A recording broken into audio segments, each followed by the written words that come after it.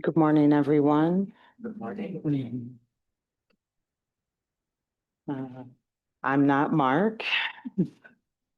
I'm Stacy McClendon. I'm one of the teachers here at Common Ground, and so happy to be here with you this morning while Mark and Shelley are leading the Labor Day retreat. So you may have seen the sign on the community room door that the city center retreatants are using that space. So as we're exiting at the end of today's program, we can just be mindful that they'll be going into it, or maybe even in a sitting period. So it's, yeah,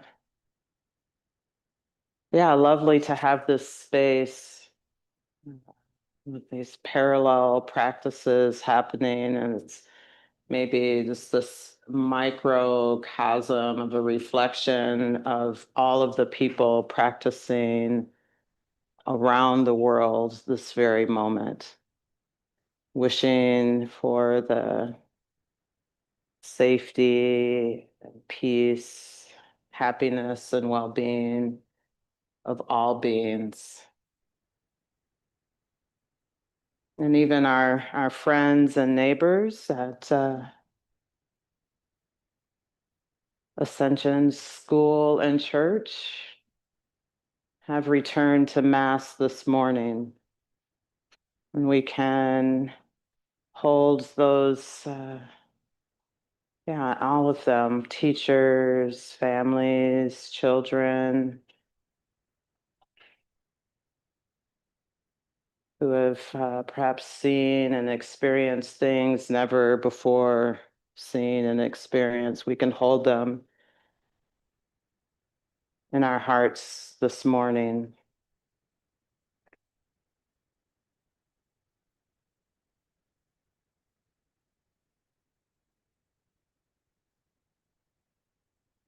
And we can be interested in our own mental heart activity, perhaps wanting to be selective about who we extend care to,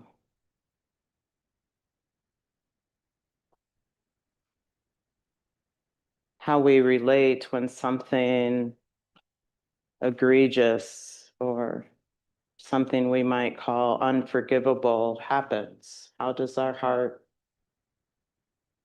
relate? And whether we're in direct relationship or just feeling the reverberations of hurt and harm as part of this global community that we are all included in.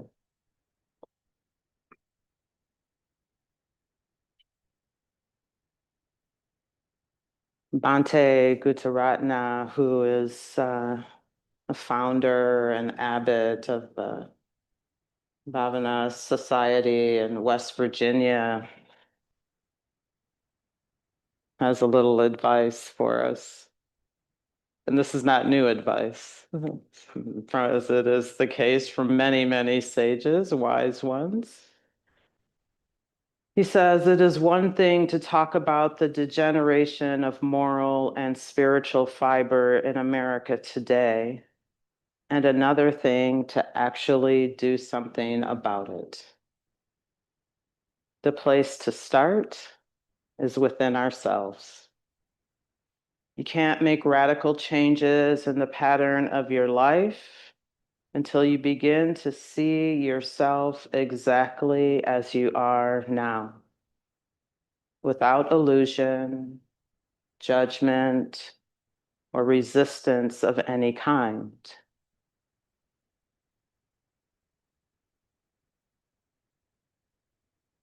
And that's so much of what this practice is about, this turning inward, meeting ourselves with kindness, with patience, even when we're full of fear or rage or hopelessness.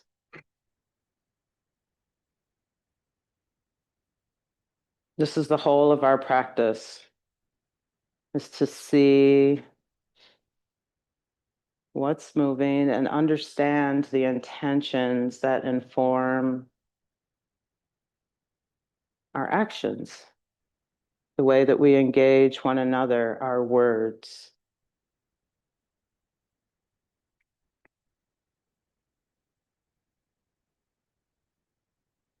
And so let's sit for a while and reflect on this. What's needed right now to balance what's moving in the heart?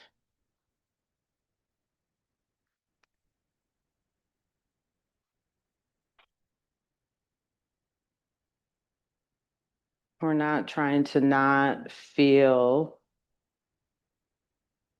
anything. We're only feel particular goodness.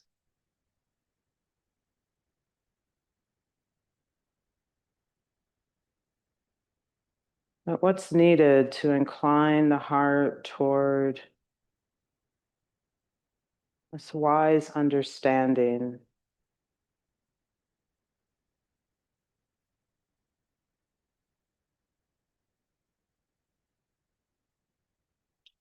of the truth of this human experience, ever changing, impermanent,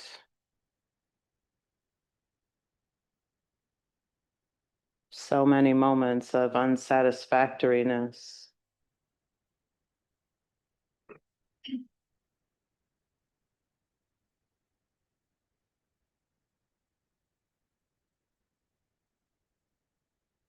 Understanding that we are in this sea of movement, of causes and conditions.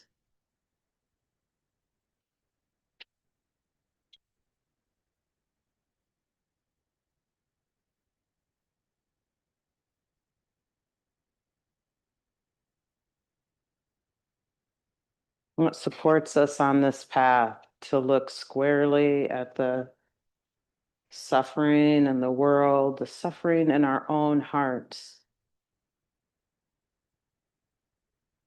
and not turn away.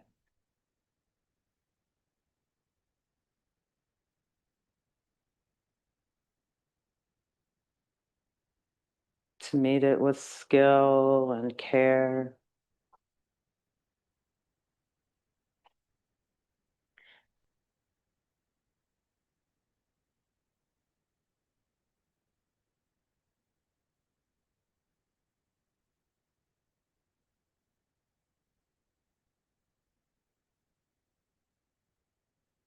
And learning to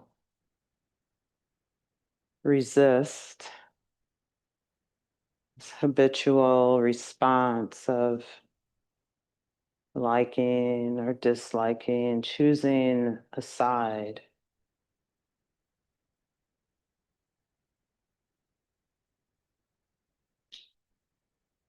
But becoming interested in responding in a way that's appropriate and beneficial just right now. Just right now.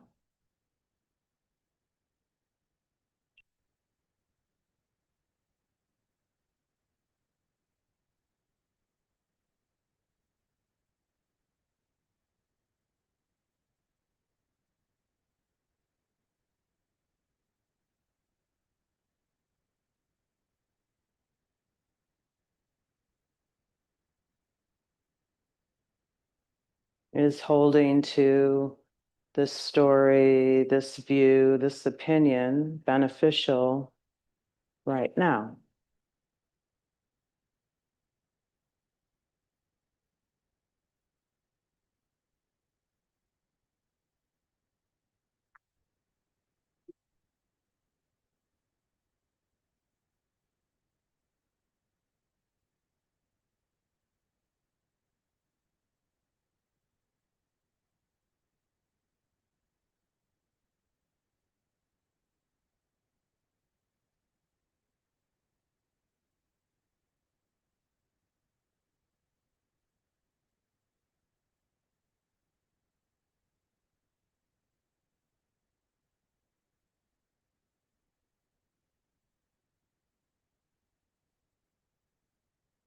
Is acting out our fear or anger, confusion,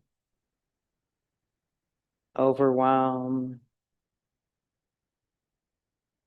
Is it possible to express these truths without causing harm, without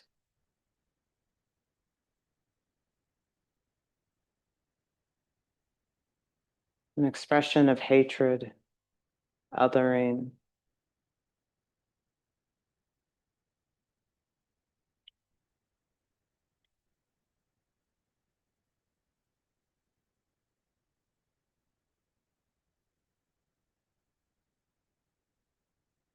What is this heart's capacity to care without blaming?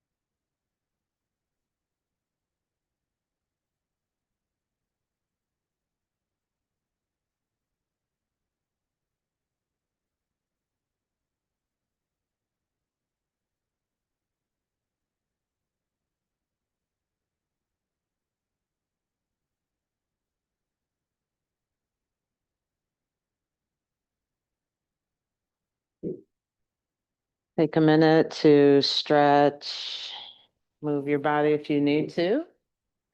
Maybe even say good morning to your neighbor. Drop a hello in the chat on Zoom.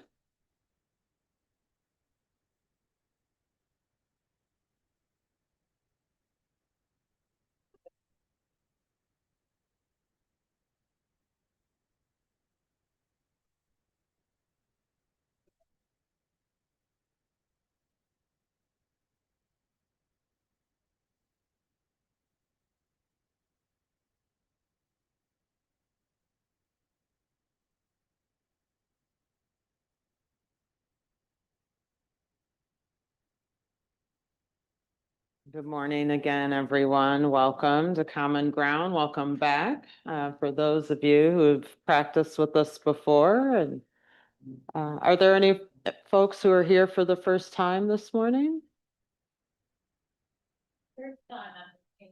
Ah, well, welcome back. Welcome back.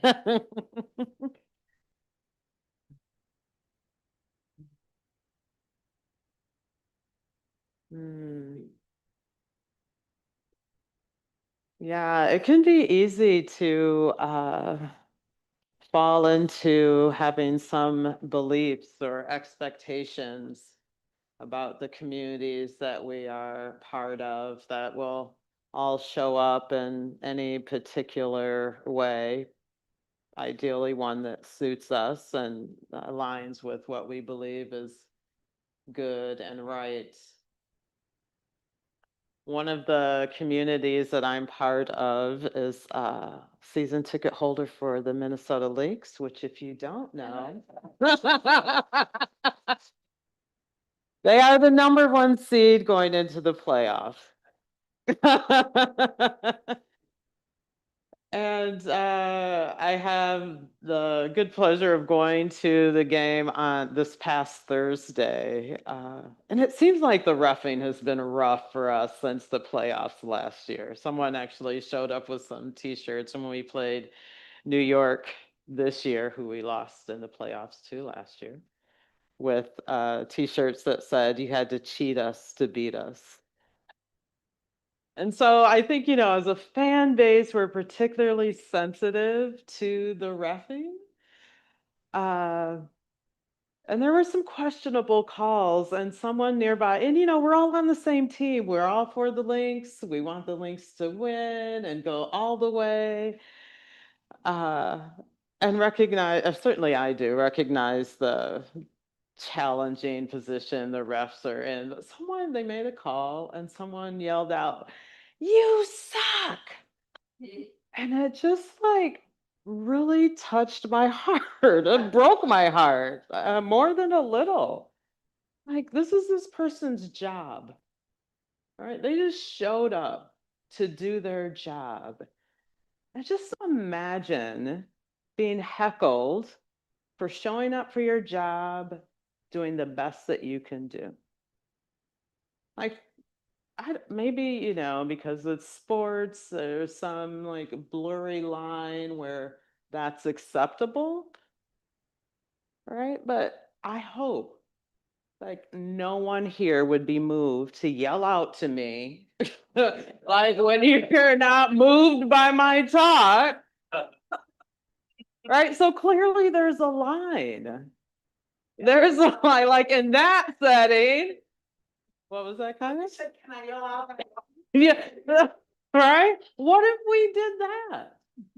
What if we did that? Great call, or that was great, but we don't. Sometimes we do, right? But that line of where it's acceptable, and maybe more now where there's this illusion of anonymity, whether it's social media or being in a crowd of thousands where we feel like we can say whatever hurtful thing that comes to mind without, it seems, consideration for the impact. That referee is someone's husband, maybe father, definitely child who was parented by someone. just showing up for his job. And I'm sure that we can all think of many spaces where people show up and harm is just hurled at them for having a particular body or holding certain beliefs.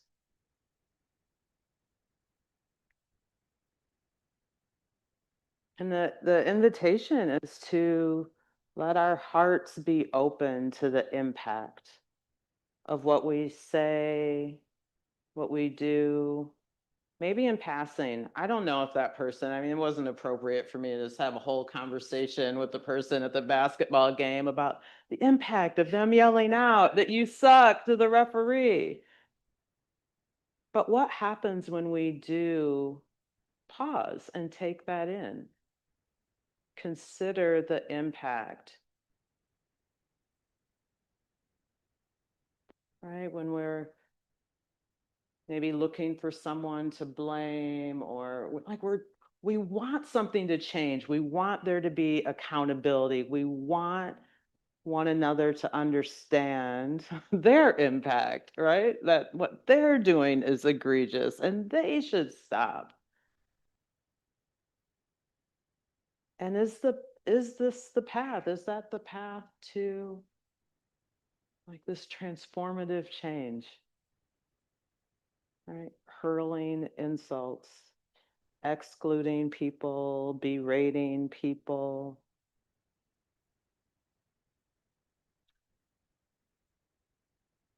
I would suggest not. I would suggest not. I had I was talking about this with a friend, and I think I said something about just like starting with kindness.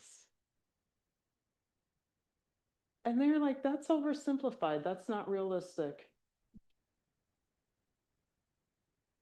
I think it is. I think it is as a starting point, and not to be confused that only being nice or only being kind is going to be the magic eraser to change the ills of the world, right? Hurt people hurt people. But the invitation, the urging to consider kindness, it's like how we meet one another. How are we meeting hurt people, including our own selves, right? It's uncomfortable when we don't know what to do, when someone is so different than we are, or how we think people should show up in the world. And so we just make space. Like I'm sure someone else is there for them. I can't. It doesn't feel right. It doesn't feel good. And maybe you've been on the receiving end of that othering, that exclusion. And can we be interested in the ripple effects of that?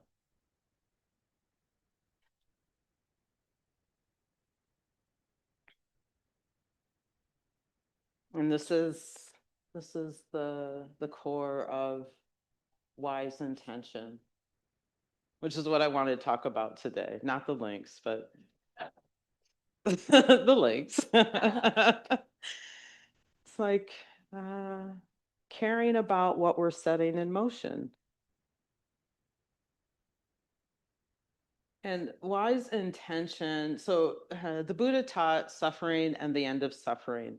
The end of suffering being the Noble Eightfold Path, has three tracks. Sort of this wisdom or discernment track, right?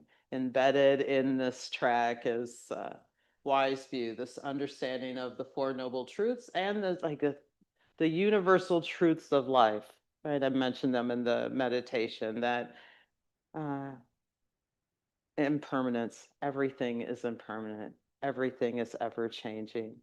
And there is an unsatisfactory element to everything. Not that life is suffering, right? But, you know, again, to oversimplify, as my friend accused me of, like, when I got my first, like, really nice car, I'm like, okay, this is the car. I am not going to spill coffee in this car, as I have every other car before. And you all know what happened. Full cup of coffee went flying, right? And so, like, all of that sort of covetousness about this car and deep care, like, it was over. Like, and it was interesting how quickly the mind went to, like, berating my own self. So even like this good thing, my new car is still shiny on the outside, but just like, oh, it's not that nice anymore, or oh, you're not that good, right? And that's maybe an extreme or oversimplified version, but you know, we might say that this longing for only goodness is the trap, right?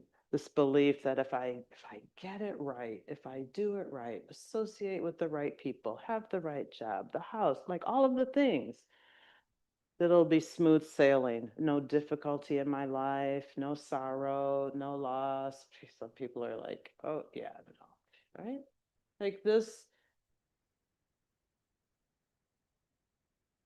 the sun shines and it rains, right?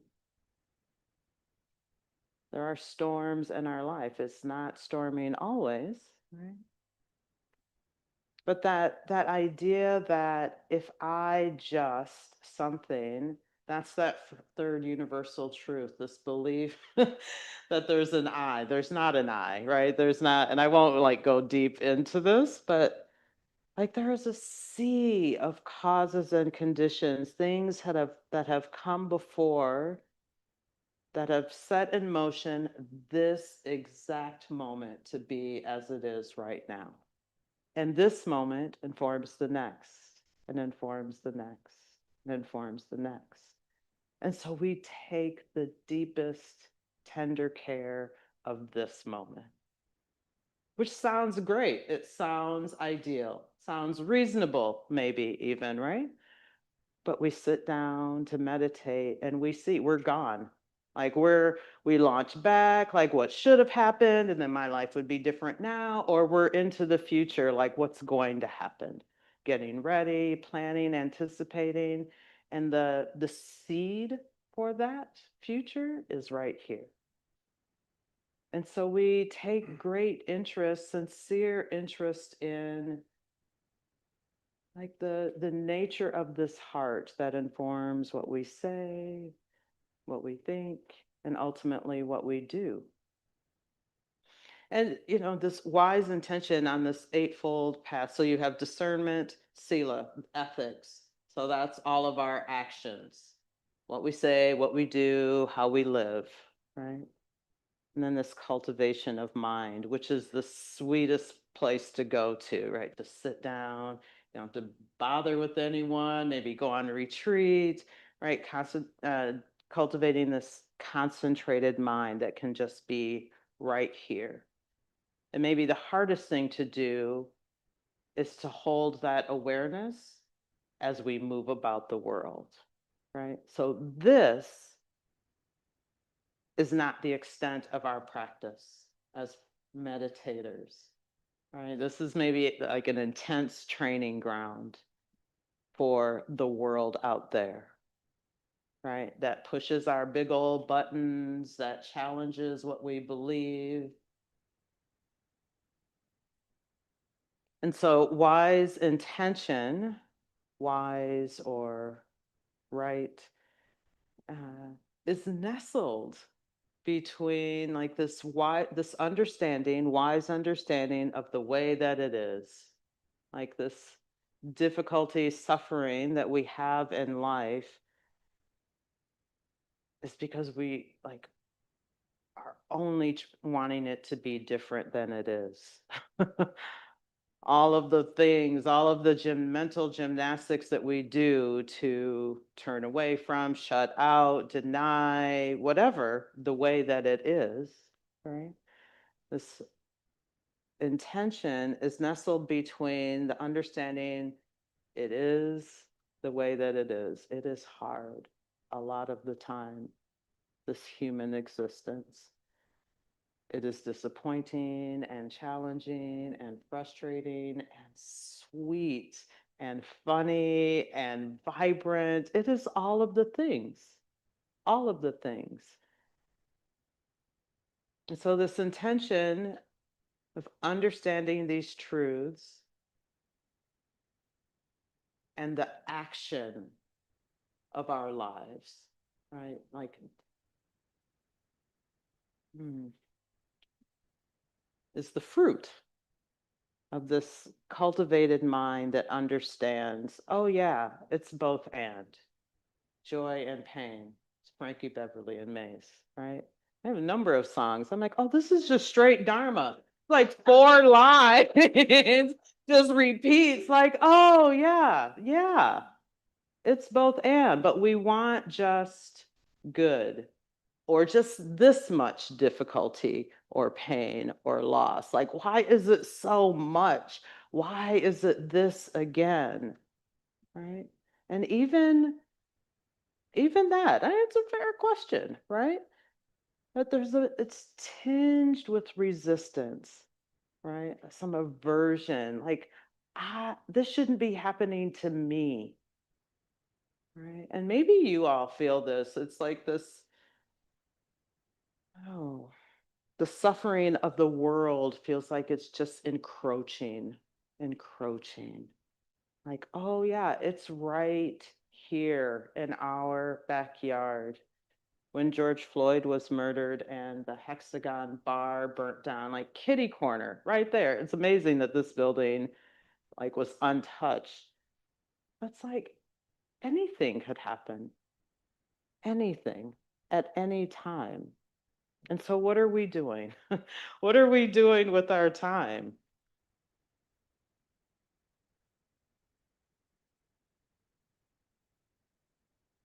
And I hope cultivating some resolve, right? And not in this harsh, demanding way of ourselves, but persistent, right? Vigilant. Like, what is the orientation of this heart mind? Is it to include? Is it to exclude? And the Buddha, myself, we're not saying I'm aligning myself with the Buddha. The Buddha is not saying like this is the right path. It's an invitation to check it out for yourself, right? I'd love to know. And maybe you're here, the person who yelled out at the Linkscape, you suck, right? Like, what does that feel like?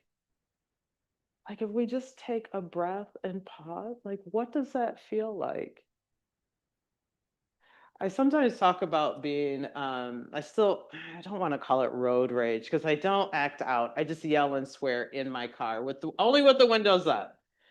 Right. And so once I started talking about it and having to hear it out loud, like I paid more attention to that and what it actually felt like in the moment.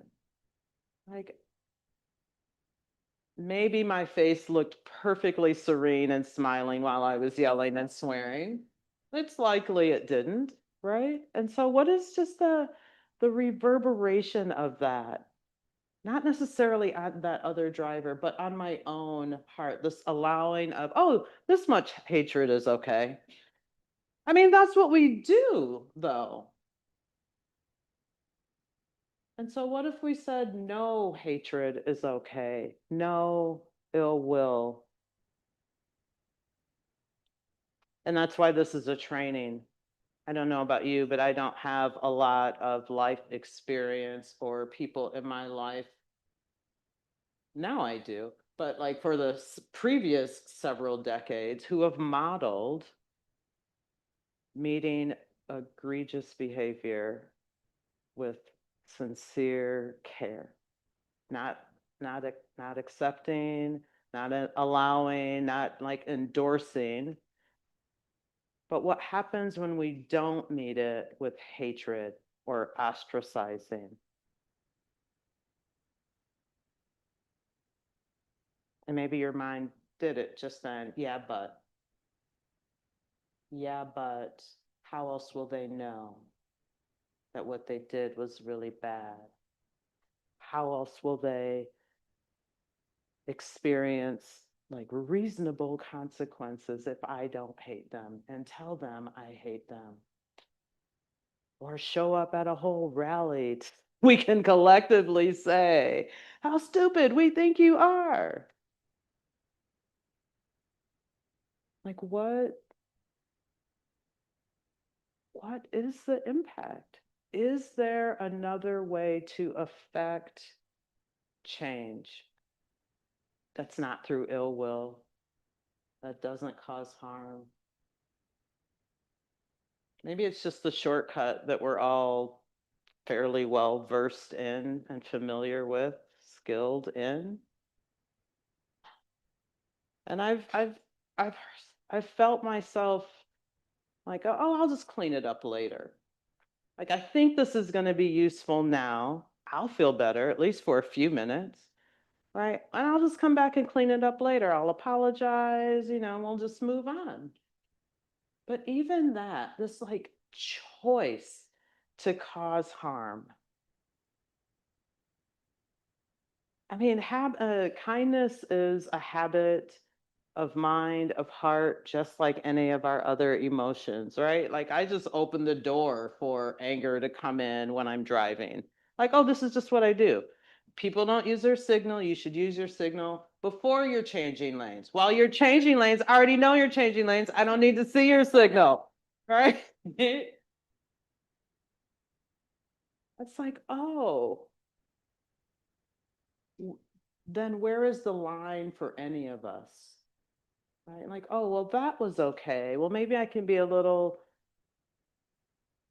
rude to the barista or someone because they didn't do this right or they didn't, like, the line I fear just keeps moving to where it is acceptable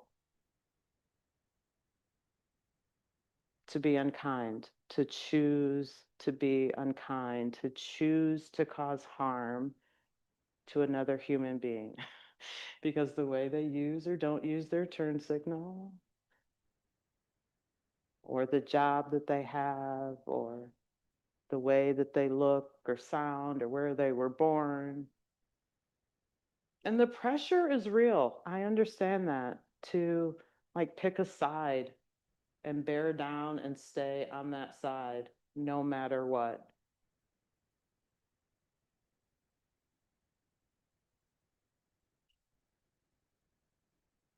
What happens is when we sit and reflect in this way, is the heart gets so tender. Like these knee-jerk ways of reacting and not reflecting on impact here or out there, we can't hold that very long.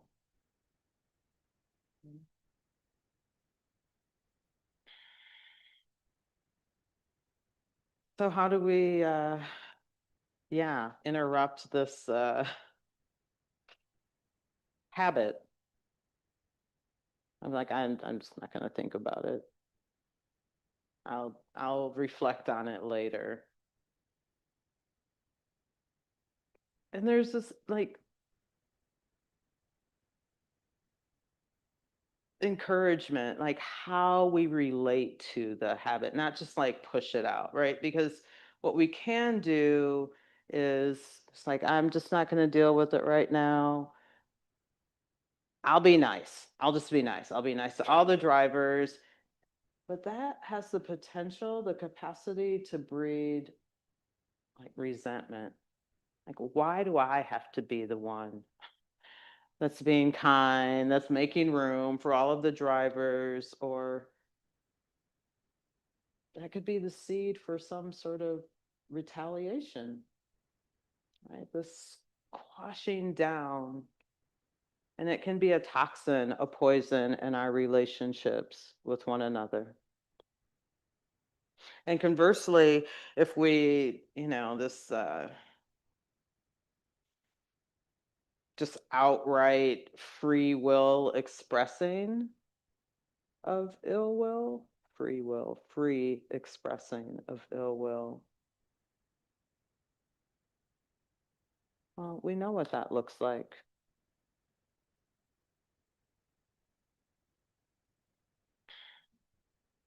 And the Buddha offers, metta, this kindness,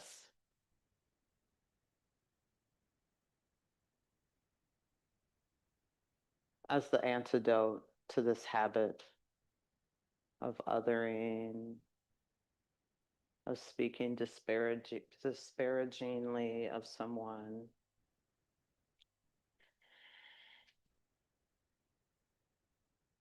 And so these are the three elements of wise intention, right? This intention to not cause harm, the intention to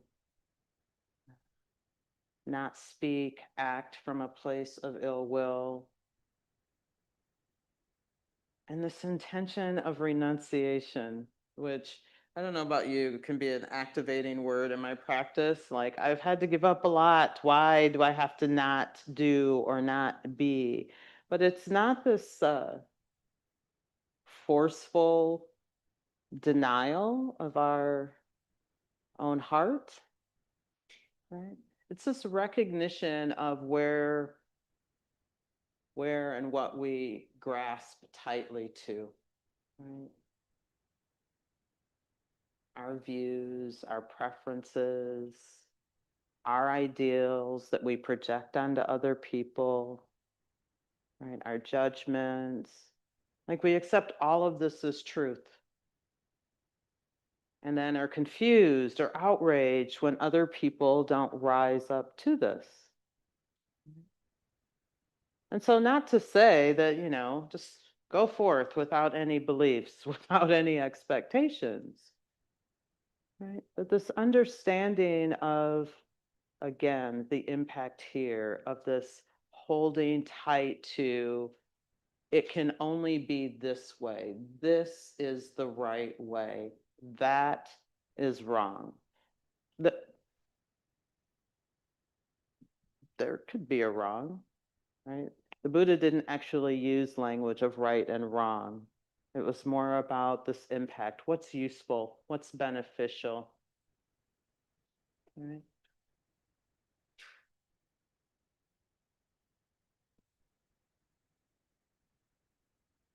Hmm. Hmm. Maybe I'll. The Dhammapada, which is an ancient collection of Buddhist teachings, more in a poetic format, but still as clear. um, and so, since what we're talking about, what I'm talking about is this intention, this training of the mind, I thought I'd share um, this a few passages on the mind.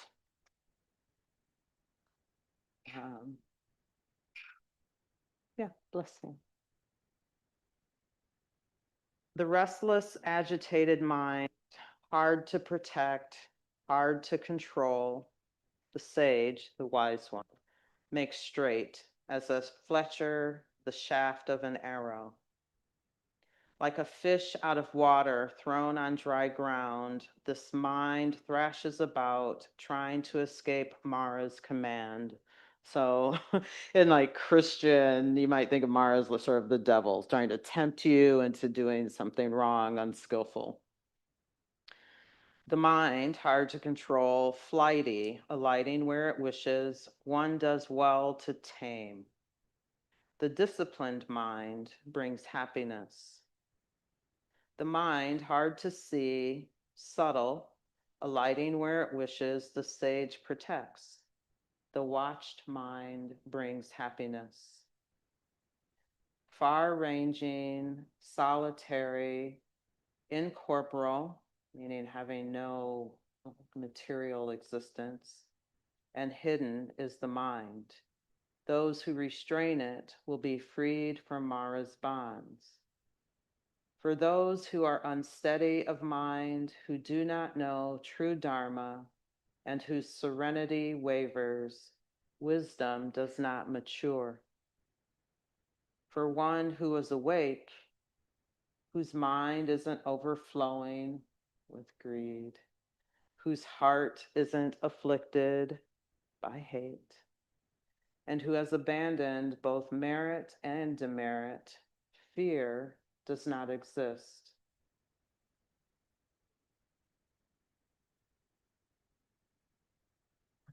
Whatever an enemy may do to an enemy or haters to one another, far worse is the harm from one's own wrongly directed mind. Neither mother nor father nor any other relative can do one as much good as one's own well-directed mind.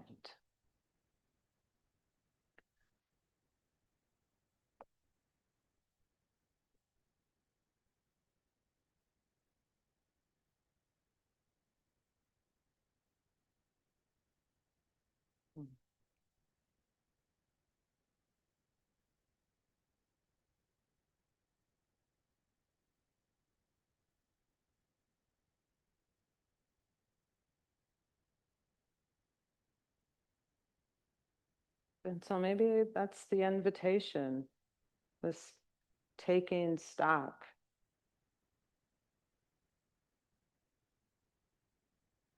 of the ways that we're attending to, protecting, caring for this so tender heart mind.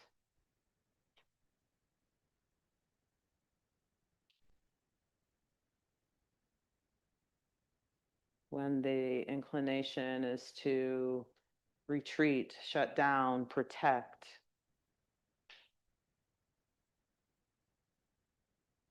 like how do we move toward one another? Opening. It's a bit of taking accountability, right? What we're setting in motion. We want that happily ever after, that outcome that is everything that we want. And what are we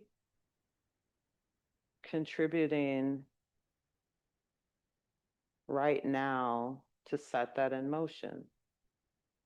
Like, even as we leave here today, like, what would it be like to meet everyone, to engage everyone that you encounter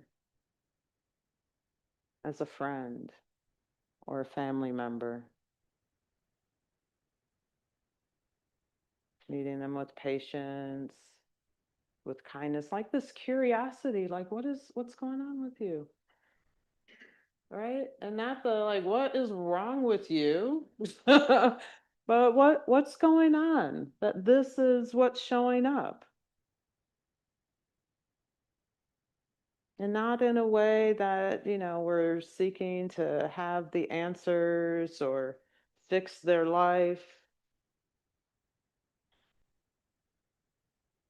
But what would that be like?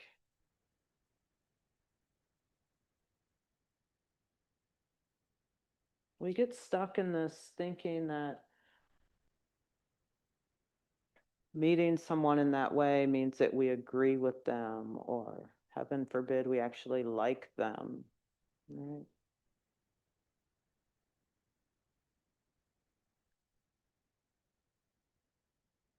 What happens when we simply choose to not cause harm, to not act from a place of ill will?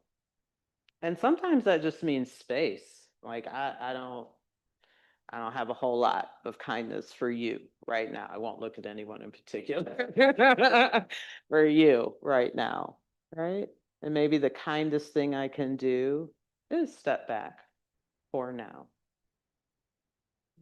But we don't have to decide that forever, right? That's that wanting some permanence. Oh, this is the way. And if I only do this always, it should be great. And it might last for a while, but we've all had the experience like that stopped working. Something is wrong. I did something wrong. No, we're changing. Everyone is changing. Right? So can we keep showing up in a way that considers who you are today?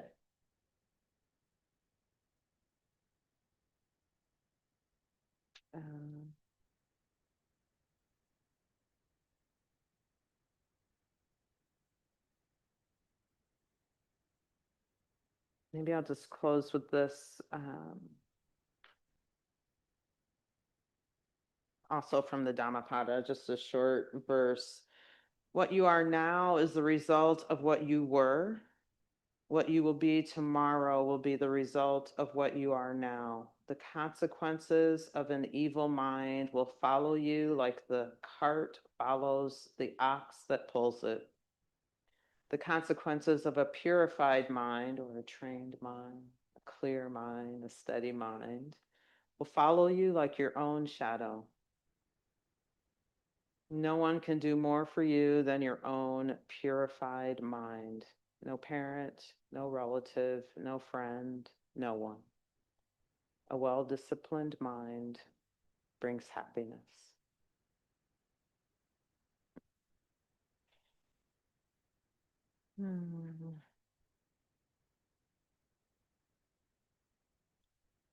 I will leave it there.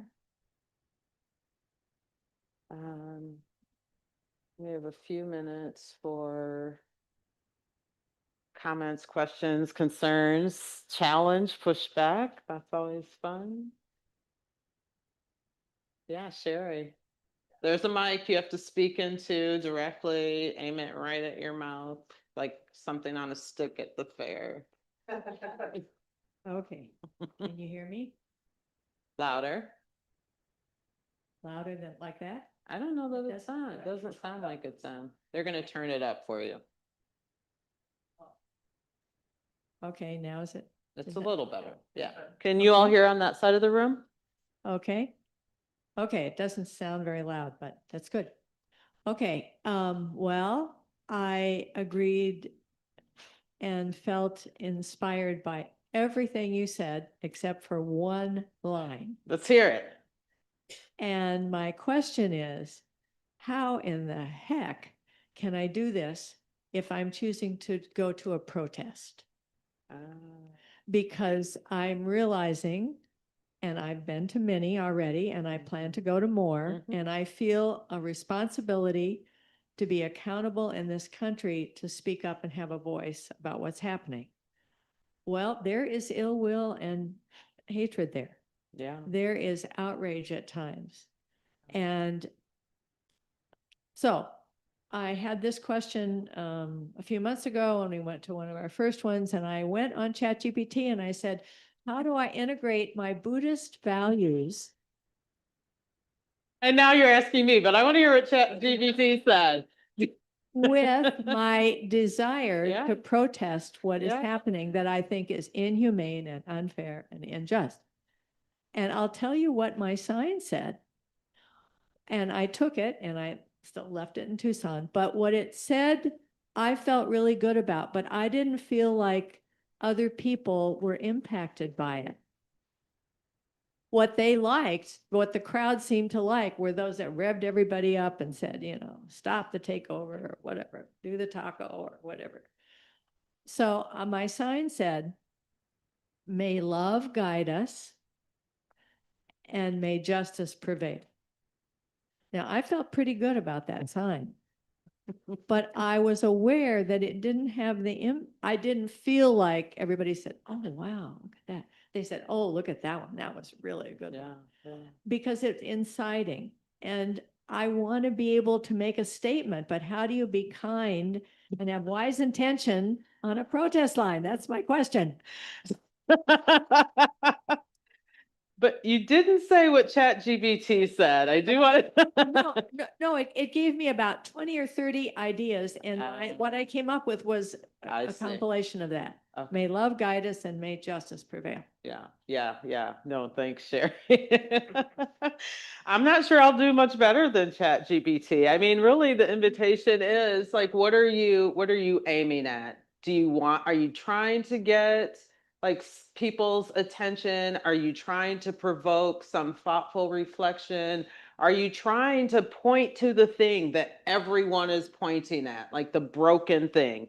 There it is. Here's another way to describe its brokenness.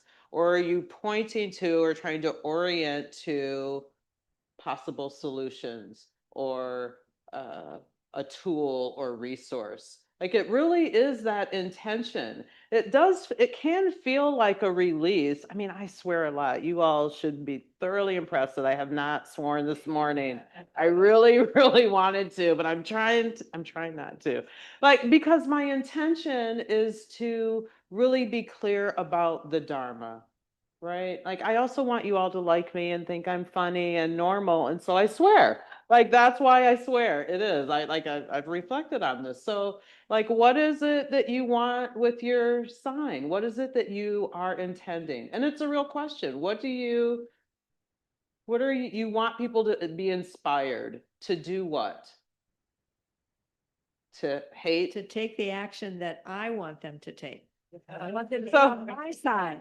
Your side. So if you take a step back from like the one specific action, what is the nature of that action? So instead, like maybe you want people to, I don't know what your agenda is. So support public schools. I don't know. So support St. Paul Public Schools. Those are support of fair immigration practices. Let's take that one. Yeah. What would that be like for a sign? Or if you think you have an idea of what even points to what's fair, right? Because it can be hard to like conceptualize in our very busy, our very full, our very fast-paced lives. Like, love who? What does that look like? How? Love this guy with the like I don't I love my barista, like what does that look like? And so it can feel a bit removed from what we're all doing. So it is a constant reflection. I don't think it's as easy, obviously, from ChatGPT and this conversation, right? It's not as easy as, oh, just say this or just do this. And that's why we keep coming back to the cushion, right? This practice is one of returning. Like we sit, we get a little more clarity, we get a little more clarity. Like, oh, there's something else there. And so it has to be a willingness to like, I don't know, but I think I'm moving in the direction of. And that is definitely not how any of us are conditioned. We want to figure it out and get it right and move on. It's like, oh, I don't know. It doesn't feel good. It's unfamiliar. Thank you. That's great. Yeah. Okay. Sorry to fling that one at you. No, that's all right. Did I pass the test? How'd I do? You did. You got an A+. So we're at time. I think I think what we do on Sunday mornings, I'm looking to the hosts, is we have time for small groups. So for anyone who's interested, someone will help you self-identify in groups to just talk about what came up today for you in this talk, maybe how you imagine integrating this into your daily life, where you feel challenged, where you feel motivated. Is that right? Yeah, I'll make a few other announcements before that too. Firstly, thank you so much, Stacy. Great to hear you. And as a reminder, we offer everything on donation. If you'd like to leave a donation, you're welcome to. It's all offered freely in the spirit of generosity, which is a wonderful thing to just let in. so there's no strings attached. But if you do donate, then that supports Stacy's livelihood. 2/3 will go to Stacy. 1/3 will be kept to support the operations here. And then a few announcements about things coming up. Stacy's leading. Can I say before other things Sure. coming, or I'm sorry, I shouldn't have interrupted you. No, you can. At the close of today's program, I don't know if you're going to say this. So we'll have about 15 minutes for the small groups here in this room because we have the retreat happening in the community room. If there are parents who are interested in coming together and talking about just how you're navigating the harm that was,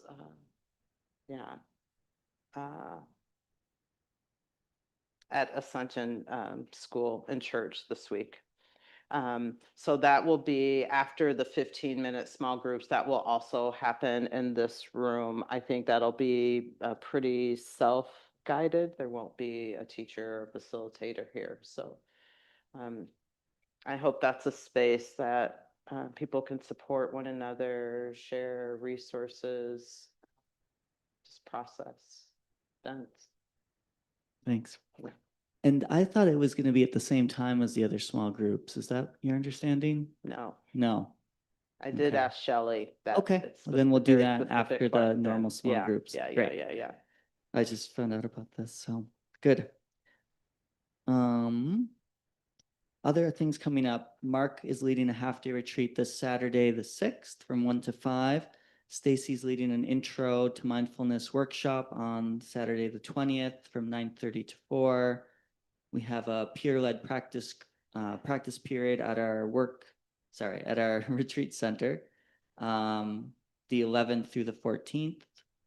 And a couple just housekeeping announcements. If people could bring the folding chairs downstairs as usual, that'd be helpful. Also, if you come on Sunday mornings and you want to volunteer, you could talk to me. I'm the operations manager. We could use 1 or 2 more Sunday morning program hosts. Oh yeah, and then our youth groups are starting again in September. So we have a teen group that will start on the 14th. They meet during this program in the community room. And on the 21st, we have a children's and preteen group that will start, and they alternate every other week. So lots going on here. Yeah, talk to me if you have questions. We have an email list you can sign up for in the lobby. But thanks for being here, everyone. And yeah, so we'll have the small groups now, and those are self-organized, so you can just find someone around you, and groups of 3 or 4, and I can help if anyone needs a group. Thanks again, everyone. Thank you, Stacy. Thank you, everyone.